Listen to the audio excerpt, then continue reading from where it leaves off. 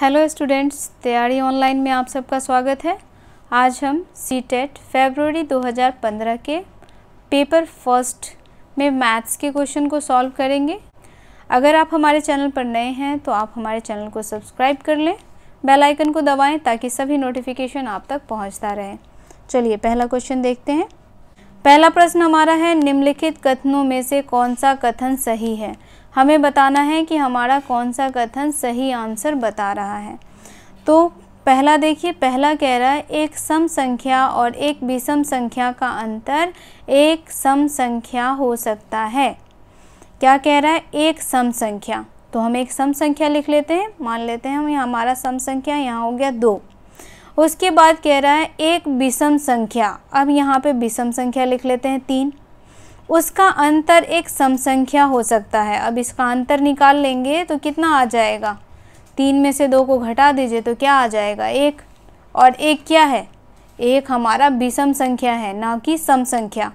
दूसरा ऑप्शन हमारा है 2 विषम संख्याओं और एक सम संख्या का योगफल एक सम संख्या है। अब हमें क्या करना है? 2 विषम संख्या लेना है। तो हमने ले लिया 3 + 5। उसके बाद कह रहे एक सम संख्या। एक सम संख्या ले लीजिए, यहाँ पे 4 मन है 4 ले लीजिए, 2 मन है 2 ले लीजिए। उसके बाद कह रहे इसका योग क्या होगा? एक सम संख्या। करके देखते हैं। ये हो गया हमारा 3 में 5 जोड़ दिए 8 और 8 में 4 जोड़ेंगे 12। ये ऑप्शन करेक्ट आंसर दे रहा है। जब हमने 2 विषम संख्याओं को लिया और एक सम संख्या को लिया, जब हमने इसको ऐड किया तो क्या आ गया आंसर हमारा? आंसर हमारा एक सम संख्या आ गया। तो हमारा ऑप्शन नंबर करेक्ट है। चलिए आगे भी देख लीजिए, आगे क्या कह रहा है? तीसरा ऑप्शन, 3 विषम संख्याओं का योगफल एक सम संख्या है। तो 3 विषम संख्या यहाँ ले लेते हैं, 3 + 5 + 7। अब कह रहे हैं 3 विषम संख्याओं का योगफल क्या है? एक सम संख्या है। तो ये हो जाएगा हमारा 5 3 8 और 8 में 7 जोड़ दीजिए, कितना हो जाएगा? 8 7 कितना होता है? 15। आप चाहें तो इसी तरीके से आगे बढ़ते जाएंगे, लेकिन एग्जामिनेशन हॉल में अगर आपका आंसर एक बार में ही फाइंड हो जाता है तो ज़्यादा समय न गवाते हुए आगे बढ़ जाएं। अगला प्रश्न देखिए। अगला प्रश्न हमारा है 1 लीटर जूस का डिब्बा घनाकार आकृति का है। अब हमें यहाँ ध्यान देना है कि डिब्बा कैसा है? घनाकार आकृति का, और उसका आधार वर्गाकार है। और आधार कैसा है? तो वर्गाकार है, जिसकी माप 8 × 8 सेंटीमीटर है। डिब्बे में जूस की गहराई सेंटीमीटर में किसके अधिक समीप है? अब हमें बताना है, यहाँ 4 ऑप्शन दिया हुआ है, हमारा आंसर जो भी निकलेगा वह किसके समीप होगा। तो पहली बात तो ये है कि डिब्बा कैसा है? घनाकार, यानी क्यूब के आकार का है, जिसमें लंबाई चौड़ाई और ऊंचाई तीनों होगी। उसके बाद वर्गाकार आधार है। तो यहाँ देखिए वॉल्यूम का फॉर्मूला क्या होता है? वॉल्यूम कैसे फाइंड करते हैं हम? वॉल्यूम फाइंड करते हैं लंबाई गुने चौड़ाई गुने ऊंचाई। वॉल्यूम इज इक्वल टू क्या होता है? Length multiply by breath multiply by height. ये निकल जाता है, वॉल्यूम हमारा निकल गया। अब यहाँ कह रहा है गहराई जो है सेंटीमीटर में है, यानी ये ध्यान रखिएगा 1 लीटर बराबर कितना हो जाता है? 1000 सेंटीमीटर क्यूब, क्योंकि सेंटीमीटर में हमारा आंसर फाइंड करना है। तो यहाँ लेंथ और ब्रेथ दिया हुआ है 8 सेंटीमीटर की। तो हमसे यहाँ पूछा जा रहा है कि डिब्बे में जूस की गहराई कितनी है। तो चलिए गहराई यानी कि हाइट हमसे पूछ रहे हैं कितना है, तो हाइट फाइंड कर लेते हैं। क्या हो जाएगा? 1000 डिवाइडेड बाय 8 × 8। ठीक है, डिवाइड कर दीजिए। यहाँ पे 8 से करेंगे, ये हो जाएगा 8 एकम 8, बच गया कितना? 2, 8 दूनी 16, और ये हो गया कितना? 8 पंचे 40, यानी 125 मरतबे यहाँ पे ये डिवाइड हो गया। चलिए 125 को यहाँ लिखते हैं। बच गया था क्या हमारे पास? 8। ये कितना हो गया? ये हो गया हमारा 8 एकम 8, बचा कितना? 4, 8 पंचे 40। आंसर पूछ रहा है कि किसके नज़दीक है। तो यहाँ आंसर किसके नज़दीक है? तो यहाँ आंसर जो है वो हमारा ऑप्शन नंबर 2 देखिए, 16 के नज़दीक है। अगला प्रश्न देखिए, -1 + 2 -3 + 4 -5 + 6 -7, और इसी तरीके से कहाँ तक बढ़ता जा रहा है? +1000 तक बढ़ता जा रहा है, और कह रहा है कि इसका मान क्या है। ठीक है।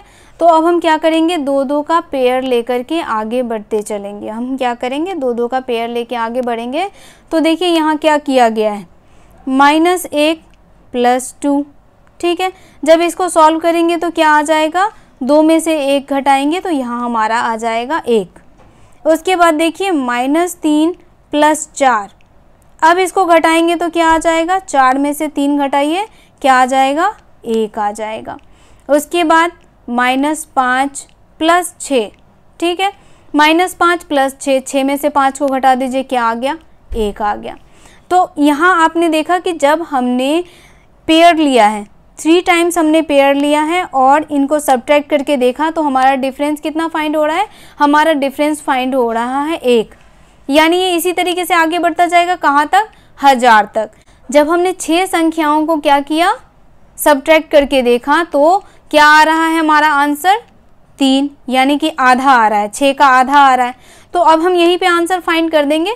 1000 को क्या करेंगे, 2 से डिवाइड कर देंगे। डिवाइड कर दीजिए 2 से, कितना हो जाएगा, ये हो गया हमारा 2 × 5 = 10 और यहाँ पे बच गया 00।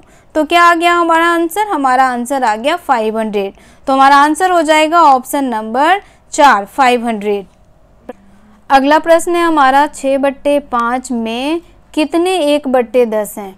प्रश्न क्या कह रहा है, 6/5 में कितने 1/10 हैं। तो क्या करेंगे, हम 2 तरीके से इस सवाल को बना सकते हैं। देखिए यहाँ पे पहले तो हम इस तरीके से बना सकते हैं। मान लिया कि 6/5 में x जो है वह हमारा 1/10 है, इस तरीके से कर सकते हैं। इसको सॉल्व करेंगे तो भी हमारा आंसर आ जाएगा। चलिए सॉल्व करते हैं। x = क्या हो जाएगा, 1/10 गुने 1/10, 10 की जगह यहाँ 5 आ गया है, 1/10 गुने 5/6, कट कर दीजिए, कितना हो गया, 5 दूनी 10। x कितना फाइंड हो गया, 1/12। तो x क्या आ गया हमारा, 1/12, यानी 6/5 में 1/12 10 है। तो हमारा आंसर हो जाएगा ऑप्शन नंबर 2। अगर आप इसको जल्दबाजी में करना चाहते हैं तो ये डायरेक्ट यहाँ पे हो जाएगा, 6/5 को डिवाइड कर दीजिए, किससे, 1/10 से डिवाइड कर दीजिए। ये हो गया 6/5, गुना कर दीजिए 10/1, 1 ना लिखेंगे तो भी काम चलेगा। ये हो गया हमारा 5 दूनी 10, 6 दूनी 12 आ गया। यानी हमने दोनों तरीके से अपना आंसर फाइंड कर लिया। तो आप जिस तरीके से भी समझ गए होंगे आप उस तरीके से आंसर फाइंड कर सकते हैं। अगला प्रश्न है, 1,10,111 को 11 से भाग देने पर प्राप्त भागफल और शेषफल का योग क्या है। तो सबसे पहले क्या करेंगे, 11 से हम इसको भाग लगाएंगे 1,10,111 में। तो सबसे पहले हम यहाँ 10 मरतबे लगाएंगे तो 11 दाएँ क्या हो जाएगा, 110 हो जाएगा। पूरा फिनिश कट गया, ये 1 आया। दूसरा संख्या यहाँ उतारने के लिए क्या करेंगे, 0 लगाएंगे और ये हो गया हमारा कितना, 11। अब ये क्या हो गया हमारा, 11 एकम 11, ठीक है। ये पूरा डिवाइड हो गया और 1 बच गया शेष। 1 मरतबे लगाया था, 1 0 लगा दीजिए यहाँ पे। अब क्या करना है हमें, जो हमारा भागफल आया है, ये हमारा भागफल आया है और ये हमारा शेषफल आया है। तो भागफल आ गया ये भागफल है और उसमें हमें क्या करना है, शेषफल को ऐड कर देना है। कर दीजिए, ये हो गया 1,1,0,0,1। कितना आ रहा है, 10,011। तो देखिए कौन सा करेक्ट ऑप्शन हमारा करेक्ट आंसर है। तो ऑप्शन नंबर 3 हमारा करेक्ट आंसर है। अगला प्रश्न हमारा है, गुणनफल 102 गुने 201 में से क्या घटाया जाए ताकि 19,999 प्राप्त हो। तो सबसे पहले क्या करेंगे, हम इन नंबरों का गुणनफल ज्ञात कर लेंगे। तो चलिए पहले गुणनफल ज्ञात कर लेते हैं। तो ये हो गया हमारा 102 और 102 को गुना करना है किससे, 201 से। तो हम क्या करते हैं, इसको इस तरीके से कन्वर्ट कर देते हैं ताकि गुना करने में आसानी हो। ये हो गया हमारा कितना, 102। तो चलिए गुना करते हैं यहाँ पे। तो ये हो गया 2 दूनी 4, ये हो गया हमारा 0 और ये हो गया 2 और डबल 0 लगा दीजिए यहाँ पे क्योंकि इसके आगे डबल 0 है। प्लस 1 से गुना करेंगे 102 को तो कितना हो जाएगा, 102 हो जाएगा। अब हम इसको ऐड कर देते हैं। ये हो गया हमारा 2 0 5 0 2। तो हमारा गुणनफल कितना आ गया, हमारा गुणनफल आ गया 20,502। अब हमें प्राप्त कितना करना है, तो 19,999। कितना घटाएंगे कि 19,999 प्राप्त हो जाए? तो अब हम क्या करेंगे, 20,502 में से घटा देंगे किसको, 19,999 को। ठीक है, चलिए घटा देते हैं। यहाँ पे 12 में से 9 जाएगा, कितना बच जाएगा, 3। ये हो गया कितना हमारा 9, 9 में से 9 गया 0। ये हो गया 4, 14 में से 9 जाएगा, बच गया 5, 9 में से 9 गया 0 और 1 में से 1 गया 0। तो हमारा आंसर क्या फाइंड हो रहा है, हमारा आंसर फाइंड हो रहा है 503। यानी किस नंबर को घटाएंगे, तो 503 को घटाएंगे तो कितना प्राप्त हो जाएगा हमें, 19,999। तो हमारा करेक्ट आंसर हो जाएगा ऑप्शन नंबर 4। अगला प्रश्न है हमारा, निम्नलिखित में से कौन सा सही नहीं है। अब हमें यहाँ क्या बताना है कि कौन सा सही नहीं है, जो सही नहीं होगा वो हमारा आंसर होगा। तो पहला ऑप्शन देखिए, पहला ऑप्शन है 2 किलोग्राम 30 ग्राम बराबर है किसके, 2030 ग्राम के। तो यहाँ देखिए 2 किलो में कितना ग्राम होता है, 2 किलो में यहाँ हो गया हमारा कितना, 2000 ग्राम। उसमें प्लस कर दीजिए 30 ग्राम को, तो कितना लिख सकते हैं इसे हम, 2030 ग्राम। तो हमारा पहला ऑप्शन क्या है, करेक्ट है। नेक्स्ट दूसरा ऑप्शन देखते हैं। दूसरा ऑप्शन है 3 लीटर 80 मिलीलीटर बराबर है किसके, 380 मिलीलीटर के। तो यहाँ देखिए 1 लीटर में कितना मिलीलीटर होता है, 1000 मिलीलीटर। तो 3 लीटर में कितना हो जाएगा, 3000 मिलीलीटर। 3000 मिलीलीटर में प्लस कर दीजिए 80 मिलीलीटर को, तो कितना हो जाएगा, 3080 मिलीलीटर।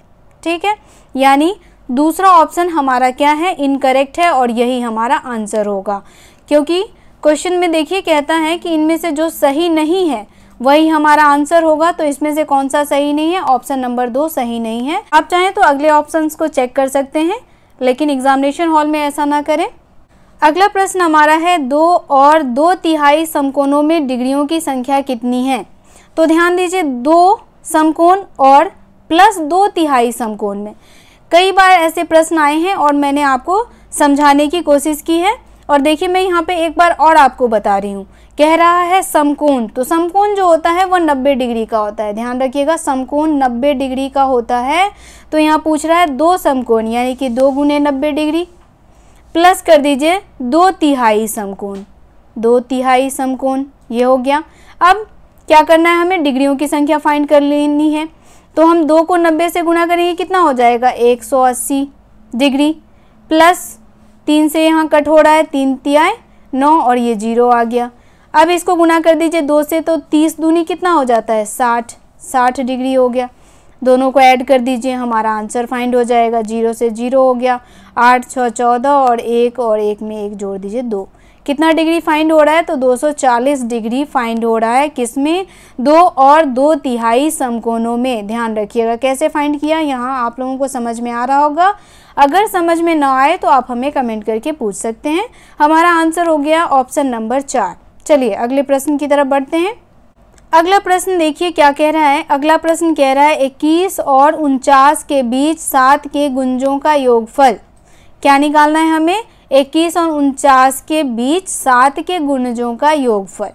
तो 21 और 49 के बीच 7 के कितने गुना जाते हैं, ये देखिए, ये हो गया 7 चौक 28, 7 पचे 35 और 7 छक 42। कितने गुना आ गए, 3 आ गए। अब हमें क्या करना है, इसका योगफल ज्ञात करना है, यानी कि इन सबको ऐड कर देना है। तो फटाफट क्या करते हैं, इसको ऐड कर देते हैं। 8 में 5 ऐड करेंगे 13 हो जाएगा, और 13 में 2 ऐड करेंगे कितना हो जाएगा, 15। बच गया कितना हमारे पास, 1। 2 में 1 ऐड कीजिए 3, 3 3 6 और 6 4 10। तो कितना आ गया हमारे पास, 7 के गुंजों का योगफल आ गया हमारे पास 105। अब आगे देखते हैं, आगे कह रहा है कि डिवाइड करना है किससे, 25 और 30 का सबसे बड़ा सार्वगुणनखंड, यानी कि 25 और 30 के HCF से। तो 25 और 30 का HCF क्या हो जाएगा, तो यहाँ देखिए 25 और 30 का HCF जो है वह हो जाएगा 5। क्या हो जाएगा, 5। अब हमें क्या करना है, 5 से डिवाइड कर देना है किसको, 105 को। तो यहाँ डिवाइड कर दीजिए 5 से, तो ये कितना हो जाएगा, 5 दूनी 10 और 5 एकम 5। क्या आ गया हमारा आंसर, 21। कुछ भी था, कुछ भी नहीं था, बहुत इजी क्वेश्चन है ये। और इसी टाइप के क्वेश्चन पूछे जाते हैं सीटेट में। तो आप बस हमारे साथ प्रैक्टिस करते रहें, जितना प्रैक्टिस करेंगे उतना बेटर होगा। तो यहाँ हमारा आंसर आ गया ऑप्शन नंबर 3। अगला प्रश्न हमारा है 96 के सभी धनात्मक गुणनखंडों का योगफल क्या होगा, ये हमें ज्ञात करना है। तो हम क्या करेंगे, 96 का फैक्टर फाइंड कर लेंगे। ठीक है, चलिए फैक्टर फाइंड कर लेते हैं। 2 से लगाते हैं, ये हो गया हमारा 2 चौक 8 और 2 अट्ठे 16। फिर 2 से लगा देंगे, क्या हो जाएगा 2 दूनी 4 और 2 चौक 8। फिर यहाँ 2 से लगाएंगे, ये हो जाएगा 2 एकम 2, 2 दूनी 4। फिर ये 2 से लग जाएगा 2 छक 12। फिर 2 से लग जाएगा 2 तिहाई 6। फिर ये 3 से लग जाएगा 3 एकम 3। ठीक है, अब निकल गया 96 का फैक्टर। 2 देखेंगे, 2 देखेंगे कितने मर्तबे है, तो 2 देखिए यहाँ पे कितने मर्तबे है, 1 2 3 4 5, 5 मर्तबे है, यानी 2 पे पावर 5 है, तो इसको हम 1 एक्स्ट्रा करके लिखेंगे 2 पे पावर 6 और माइनस कर देंगे 1 अपॉन 2 माइनस 1। मल्टीप्लाई कर देंगे किससे, 3 यहाँ 1 टाइम्स में आया है तो हम यहाँ पे 1 एक्स्ट्रा ले लेंगे, 3 स्क्वायर हो जाएगा -1 अपॉन में 3 माइनस 1। इस तरीके से हम फाइंड करेंगे तो हमारा आंसर फटाफट फाइंड हो जाएगा। अब 2 पे पावर 6 है तो ये क्या हो जाएगा, 2 को 6 टाइम्स पढ़ लीजिए। तो पहले यहाँ हम पढ़ लेते हैं, 2 2 जा 4, 4 2 जा 8, 8 2 जा 16 एंड 16 2 जा कितना हो गया 32 और 32 2 जा कितना हो जाएगा 64। ये आ गया हमारा 64। माइनस करना है इसमें से 1 और 2 में से 1 माइनस हो गया तो क्या हो जाएगा यहाँ पे 1। 3 का स्क्वायर हो गया 9 और 9 में से 3 का स्क्वायर 9 हो गया और 9 में से 1 सब्ट्रैक्ट कर देंगे, क्या हो जाएगा 8। 3 में से 1 सब्ट्रैक्ट करेंगे 2 हो जाएगा। 2 से इसको डिवाइड कर दीजिए यहीं पे, 2 4 जा 8 और ये 64 में से माइनस करेंगे 1 तो क्या हो जाएगा 63 मल्टीप्लाई बाय 4। अब इसको मल्टीप्लाई कर दीजिए, हमारा आंसर फाइंड हो जाएगा। 3 4 जा 12 एंड 6 4 जा 24 एंड 1 ऐड कर दीजिए 25। क्या हो जाएगा हमारा आंसर 252। तो हमारा करेक्ट आंसर हो जाएगा ऑप्शन नंबर फर्स्ट 252। 96 के धनात्मक गुणनखंडों का योगफल कितना हो गया 252। चलिए अगला क्वेश्चन देखते हैं। अगला प्रश्न हमारा है, एक रेलगाड़ी एक स्टेशन से सुबह 6:14 पर चलकर अपने गंतव्य स्थान पर 13 घंटे 48 मिनट के पश्चात पहुंच जाती है। गंतव्य स्थान पर पहुंचने का समय क्या है ये हमें बताना है। तो यहाँ देखिए 6:14 सुबह का हो रहा है और हम यहाँ ले लेते हैं 6:14 शाम का PM। तो अब बताइए कि सुबह 6:14 से शाम के 6:14 में कितने घंटे हैं, कितने घंटे होते हैं, तो 12 घंटे होते हैं। कितना घंटा लग जाता है 12 घंटा यानी 12 आवर। उसके बाद कह रहा है कि जो गाड़ी है उसको गंतव्य स्थान पर पहुंचने में 13 घंटे 48 मिनट लगा। तो अब क्या करेंगे 13 घंटे 48 मिनट में से हम घटा लेंगे किसको 12 घंटे को। चलिए घटा लेते हैं, यहाँ पे पता चल जाएगा। ये हो गया 8, ये हो गया 4 और ये हो गया 1, यानी कितने घंटे का अंतर आ रहा है 1 घंटा 48 मिनट का अंतर आ रहा है। अब शाम के 6:14 में 1 घंटा 48 मिनट जोड़ दीजिए। ये हो गया 6:14 शाम का PM, इसमें 1 घंटा 48 मिनट ऐड कर दीजिए। ठीक है, तो ये कितना हो जाएगा, ये हो जाएगा हमारा 8 4 12 और ये हो गया 5 1 6 और ये हो गया हमारा 6 1 7, यानी 7:62। 7:62 यानी कि 60 मिनट और हम इधर ले सकते हैं। तो 1 घंटा और इधर ले लेंगे तो ये क्या हो जाएगा 8 बज गया और 8 बज के क्या लिख सकते हैं 2 मिनट। तो हमारा आंसर क्या फाइंड हो रहा है, हमारा आंसर फाइंड हो रहा है ट्रेन जो है वो अपने गंतव्य स्थान पर शाम के 8:02 में पहुंच जाती है। तो हमारा आंसर हो जाएगा option number 4। Option number 4 correct answer है। अगला प्रश्न हमारा है 6251, 6521 और 5621 में 5 के स्थानीय मानों का योगफल है। तो यहाँ पूछ रहा है 5 का स्थानीय मान इसको प्लेस वैल्यू कहते हैं। ठीक है, ध्यान रखिएगा, इंग्लिश में प्लेस वैल्यू कहते हैं। तो सबसे पहले हम क्या करते हैं संख्या लिख लेते हैं 6251, उसके बाद लिख लिया 6521, उसके बाद हमने लिख लिया 5621। ठीक है, ये तीनों संख्या लिख लिया। अब हमें इसमें ज्ञात करना है 5 का स्थानीय मान। तो यहाँ देखिए ये 5 का स्थानीय मान है, 5 किस स्थान पे है तो दहाई के स्थान पे है। 5 के आगे जितना डिजिट होगा उतना 0 इसके ऊपर आ जाएगा। तो ये क्या हो गया 50 हो गया। दूसरा संख्या देखिए, दूसरा में 5 किस स्थान पे है, 5 सैकड़े के स्थान पे है, तो ये हो गया 5 और इसके आगे 2 डिजिट हैं तो 2 0 लगा दीजिए, ये हो गया 500। अब तीसरा संख्या देखते हैं, तीसरे संख्या में 5 जो है वो 1000 के स्थान पे है, तो ये हो गया 5 और इसके आगे 3 डिजिट हैं तो इसके आगे 3 0 लगा दीजिए। तो कितना हो गया ये 5000।